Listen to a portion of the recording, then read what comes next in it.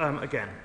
Now, members will recall, back in September, in light of the additional information in emails written by Peter Mandelson released at the time, the Prime Minister then asked the then Foreign Secretary to withdraw him as ambassador with immediate effect. And the emails released showed that the nature and extent of Peter Mandelson's relationship with Jeffrey Epstein was materially different to that was known at the time of his appointment. The issue over which Peter Mandelson was withdrawn from Washington was information not available at the time when the due diligence was done. And a due diligence process was conducted by the Cabinet Office and a security vetting process, they are different, were carried out. Since entering government, we've already taken action to strengthen the process for making direct appointments for ambassadors specifically and making direct ministerial appointments more generally. I will give way to my honourable friend. I'll come. I'm grateful to my honourable friend for giving way. There's clearly concern about the government amendment and that it doesn't go far enough in terms of scrutiny of those documents that might be withheld. Across the House, there is a consensus growing that the Intelligence and Security Committee could provide a way forward for scrutiny of those independent scrutiny of those documents. Is there a possibility that we could have a manuscript amendment to that effect that we can all join together and vote for, so that we can take this serious matter forward? The manuscript amendment will be a matter for the Chair, and the Chair will be sympathetic to what the House will need to ensure that we get the best. Well, I hope, Mr. Speaker, that the House always takes me at my word when I say that I will take these matters away. So, the Cabinet Secretary will be taking independent advice on the decisions he is taking through this process. The Cabinet Secretary intends this to take two forms. Firstly, having the advice of an independent KC throughout the process, and secondly, scrutiny of the approach he is taking by the ISC. I hope that will give the House the reassurance that it needs. Now, let me come to. I will in a moment. Let me just make a bit more progress. I will give way again.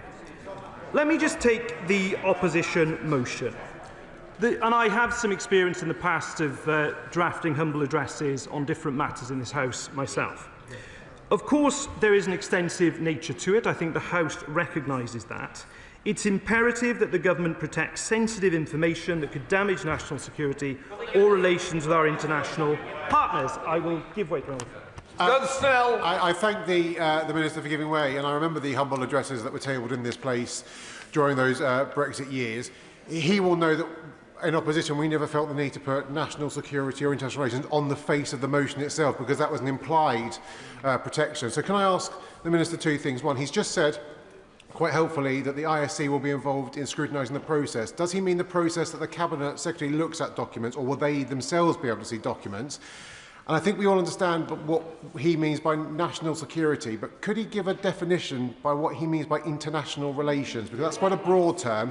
Having some clarity around that would be welcome. Minister.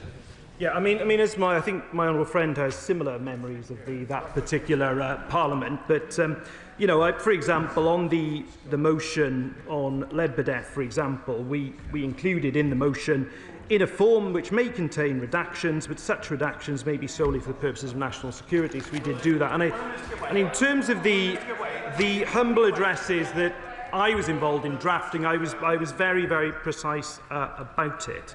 Before I come to the scope of the motion, I've got two. Yes.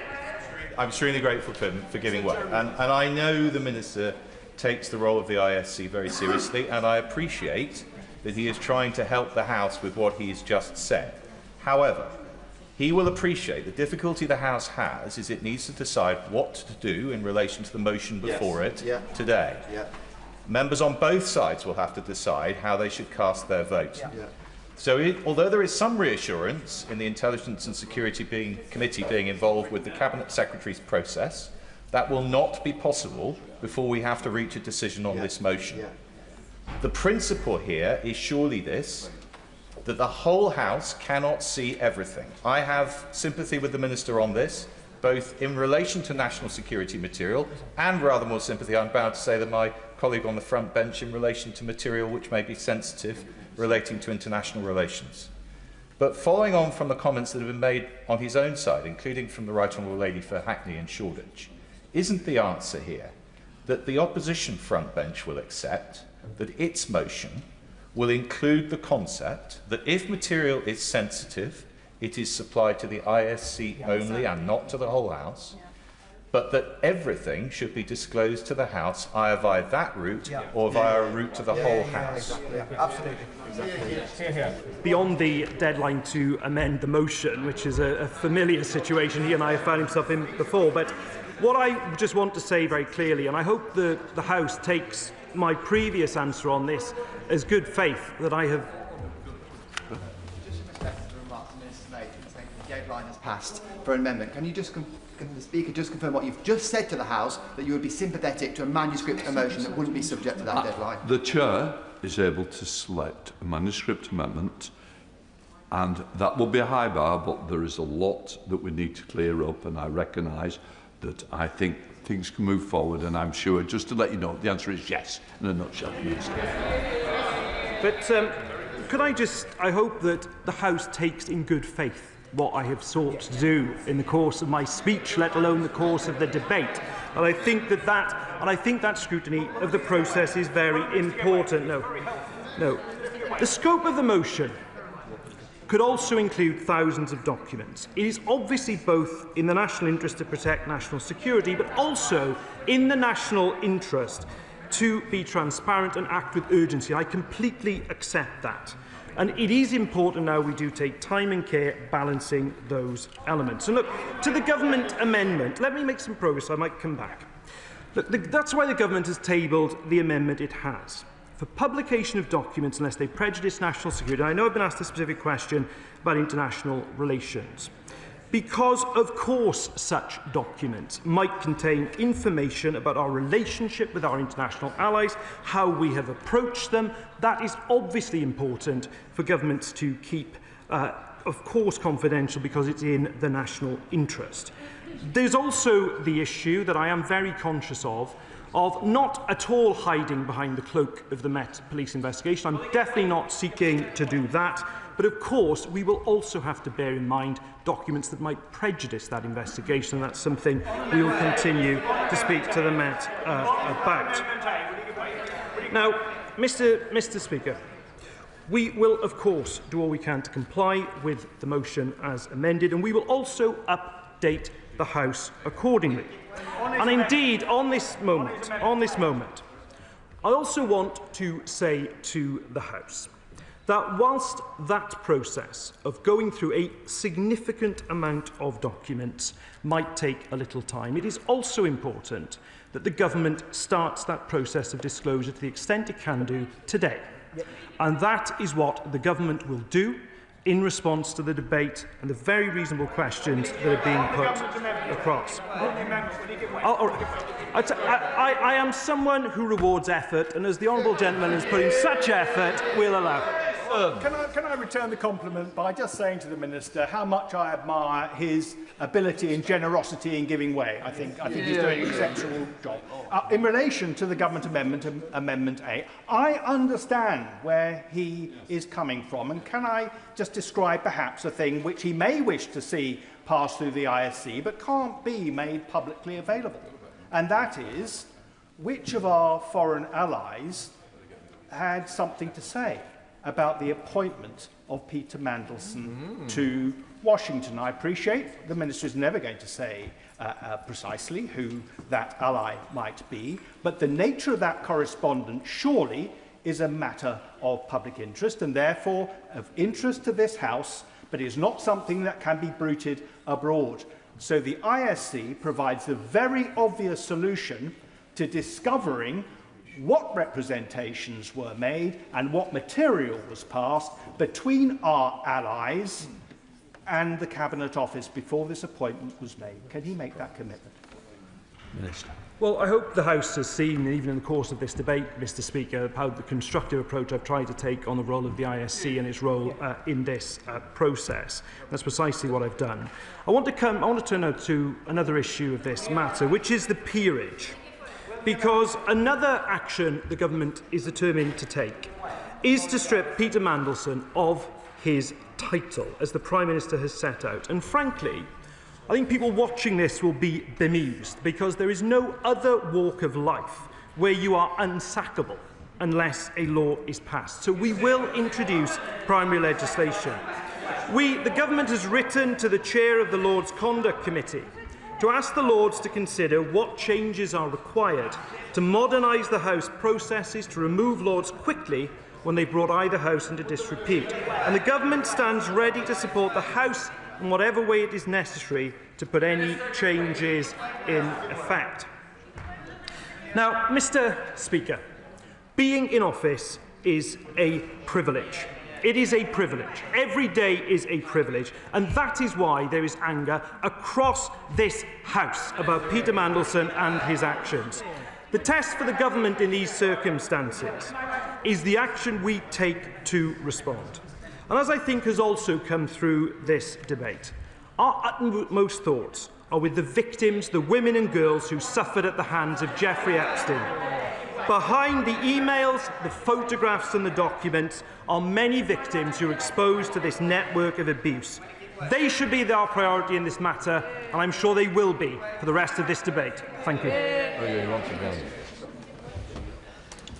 The original question was as on the order paper, since when the amendment has been proposed as on the order paper. The question is that the amendment be made. Lisa Smart, Liberal. Thank you very much indeed, Mr. Speaker. We are having this debate today solely because of the women and girls who found the courage to come forward about the abuse they had endured over years at the hands of rich and powerful men. Without these women's bravery in speaking up about their experiences at the hands of a paedophile sex trafficker and his friends, none of these shocking revelations would have come out. We owe these women justice, and we owe it to them to make changes to create a system that works. I will. I thank the honourable member for giving way. Victims, she is right, should be at the heart of this process. The allegations against someone the Prime Minister and Ministers put full trust in is absolutely shocking. Jeffrey Epstein was a sick child predator and a sex offender. He visited Hillsborough Castle on at least one occasion. Does she agree that this House and the Government should have a full review of his activities whilst there and an audit of visitors to him during this time? The victims deserve answers. So I agree with the Honourable Lady's characterisation of some of the individuals we're talking about today. I think we will be supporting the Leader of the Opposition's motion to request the amount of information that is sought, and we would go further. We would look to a public inquiry to look at the detail that I think the victims deserve. The revelations about Peter Mandelson's conduct raise profoundly serious questions about judgment, about national security and about accountability. The leaked emails suggest that while serving as a Cabinet Minister, he shared sensitive government information, sharing details about the 2008 financial crisis, market-sensitive bailout measures and potential asset sales. These allegations point to potential misconduct in public office aimed at helping those involved enrich themselves. They certainly warrant the police investigation that was announced yesterday, but also reveal catastrophic failures in the systems meant to protect our national interest. The emails highlight a fundamental lack of accountability that exists within our current system. The Prime Minister has rightly called Peter Mandelson's conduct a betrayal. He submitted material to the police, requested draft legislation on removing peerages. These responses are necessary, but it has taken the government far too long to get to this position. Mandelson was appointed ambassador to the United States by this government and this Prime Minister, even after his links to Epstein had been extensively reported by the Financial Times and Channel 4 News. I will give way to my honourable friend. I thank my honourable friend for giving way. The Cabinet Secretary, in evidence to the Foreign Affairs Committee after Mandelson had been withdrawn from Washington, said that a summary of the developed vetting and conflict of interest report was given to the Prime Minister prior to Mandelson's appointment, something which the Prime Minister appeared to confirm at the dispatch box earlier.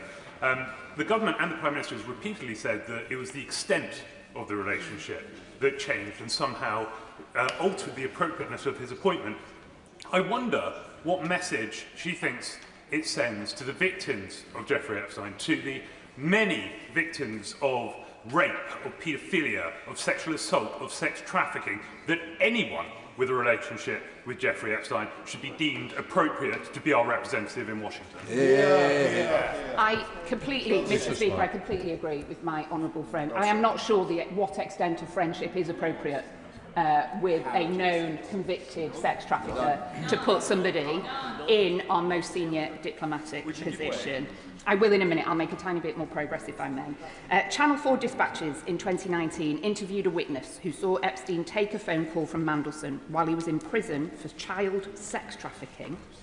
Mandelson asked for a favour to meet the then JP Morgan CEO. All of this information was in the public domain. I'm grateful that she's made the exact point about it being in the public domain, often from the US. And one of the questions we haven't heard from the government was a request put in to the US to ask whether there are any concerns in the first place, because we know that this relationship was public. We know that it existed. So did the US get asked for any information or any concerns they have? I haven't heard the government explain this point. Has she?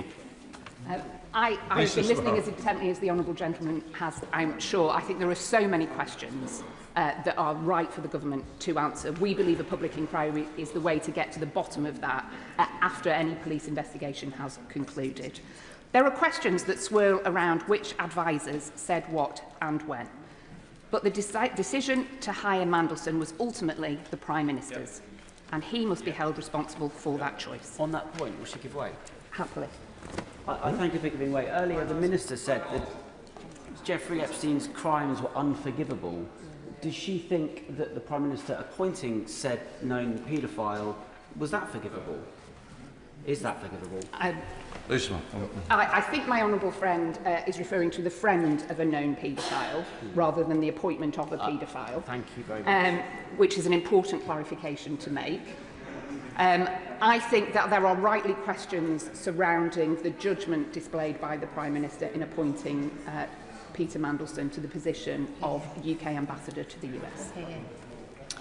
And the questions around that judgment, Mr. Speaker, are wholly valid, as are questions being asked around current Cabinet Ministers who also chose to maintain friendships with Mandelson, with rumours of him popping in and out of some offices at will. And I must say I noted the facial expressions of some on the government front bench during PMQs earlier today. Many questions were raised about Mandelson before his appointment, of course. There were questions raised about him during the 2009 expenses scandal. He was forced to resign from Cabinet twice for unethical behaviour, and we understand the security services raised serious concerns about his appointment last year. Yet he was still appointed to one of our most sensitive diplomatic positions. This is not a case of one unforeseen problem. This is a pattern of warning signs that were ignored.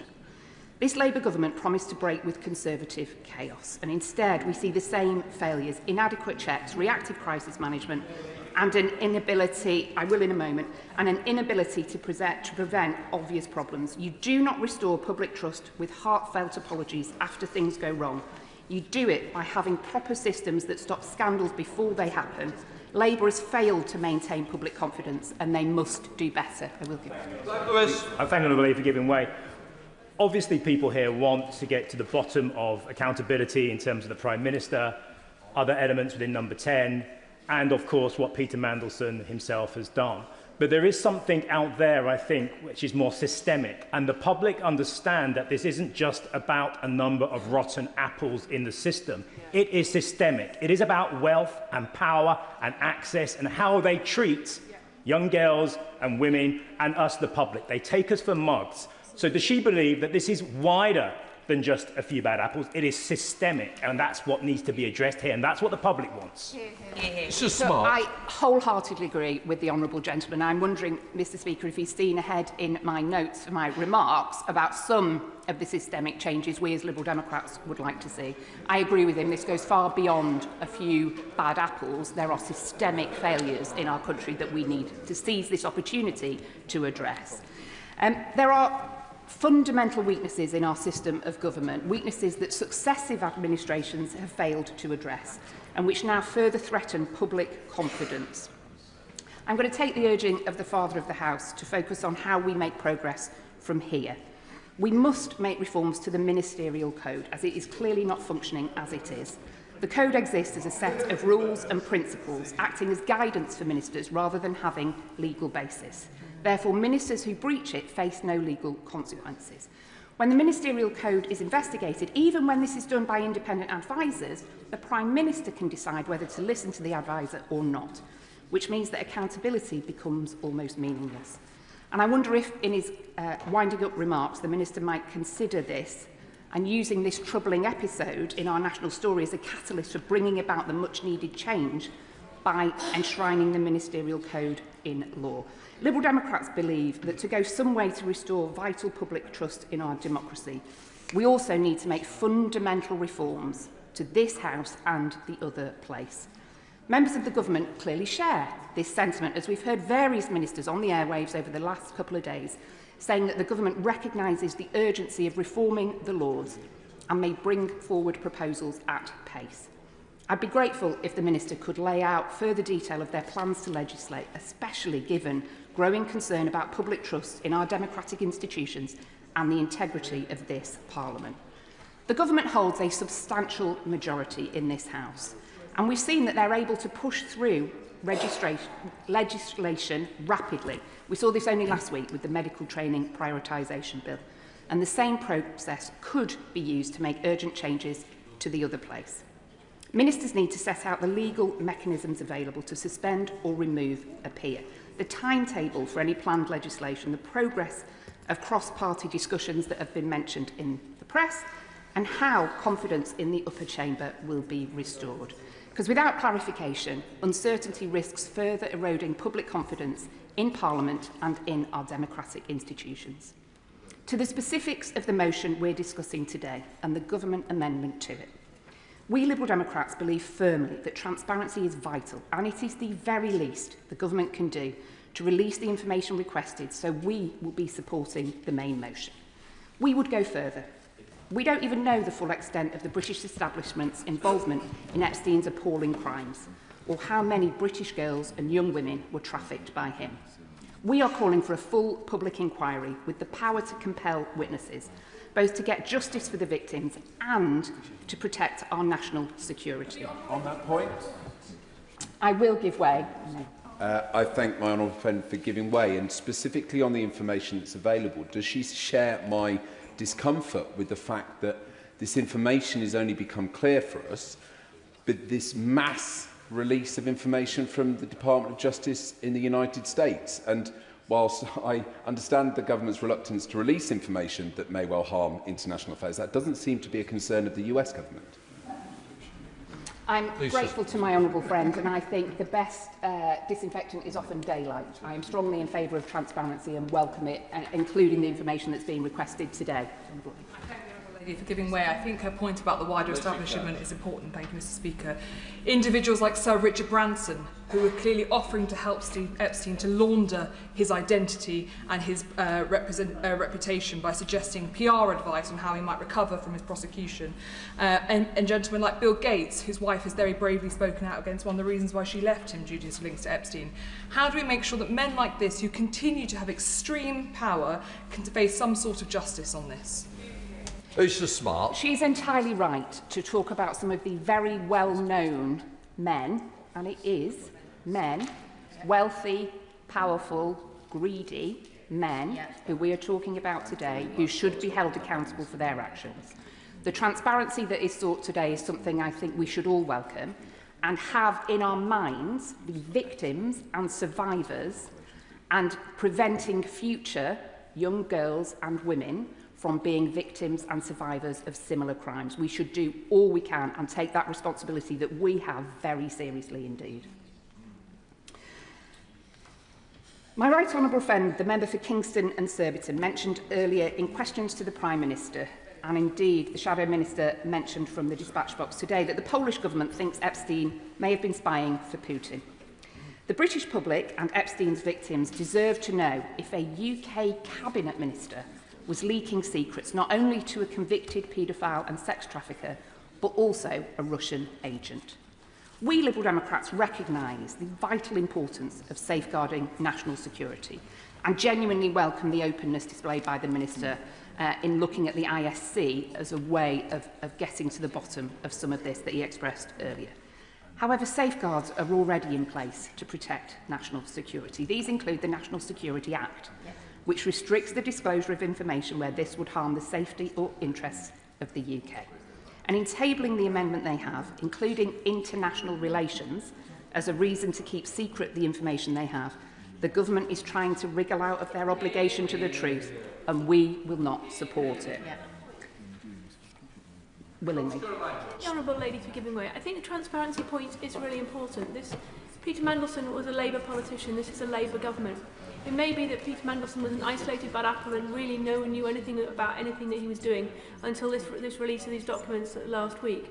But the public will wonder and they will question, and if a Labour government covers up by being anything less than fully transparent, they will wonder who they're covering up for and why. Lisa Smart. I think there have been a series of administrations who have not been as open as they might be, who've made poor choices about the behaviour of some of their members that have ended up in scandal and disgrace.